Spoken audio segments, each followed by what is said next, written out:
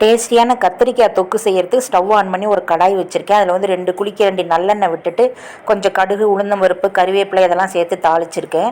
அப்புறம் கட் பண்ண பெரிய வெங்காயம் 1 சேர்த்துட்டு இதை நல்லா கிளறி விட்டுக்கலாம். இஞ்சி பூண்டு விழுது 1 ஸ்பூன் சேர்த்துக்கலாம்.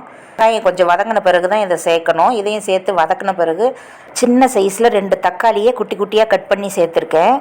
தூள் உப்பு 1 ஸ்பூன் அளவுக்கு சேர்த்துருக்கேன். இதையும் நல்லா கிளறி விட்டு மூடி வச்சிடலாம். அடுப்பை சிம்மில் வச்சிடலாம். தக்காளி நல்லா வதங்கி வரட்டும். இப்போ சின்ன சின்னதாக கட் பண்ண கத்திரிக்காய் ஒரு 5 சேர்த்துருக்கேன். அது கூட பெருங்காயத்தூள் கொஞ்சம், குழம்பு மிளகாய்த்தூள் 1 ஸ்பூன், மஞ்சள் தூள் கொஞ்சம், கொஞ்சம் கல்லுப்பு இதை சேர்த்துட்டு நல்லா கிளறி விட்டு திரும்ப மூடி வச்சிடலாம். இதை நல்லா வேகட்டும். இப்போ வந்து கோழி குண்டு சைஸ் புளியை தண்ணியில் ஊற வச்சு கரைச்சி வச்சுருக்கேன். அதையும் சேர்த்துட்டு மூடி வச்சிடலாம். நல்லா கொதித்து வெந்த பிறகு தேங்காய் துருவல் சேர்த்துட்டு அந்த கரண்டியிலே லைட்டாக அப்படியே நசுக்கி விட்டுறலாம். மசியல் மாதிரி நசுக்கி விட்டுட்டு ஒரு 2 நிமிஷம் கழித்து இறக்கிடலாம். இது வந்து சாதத்தில் தொட்டு சாப்பிட சூப்பராக இருக்கும்.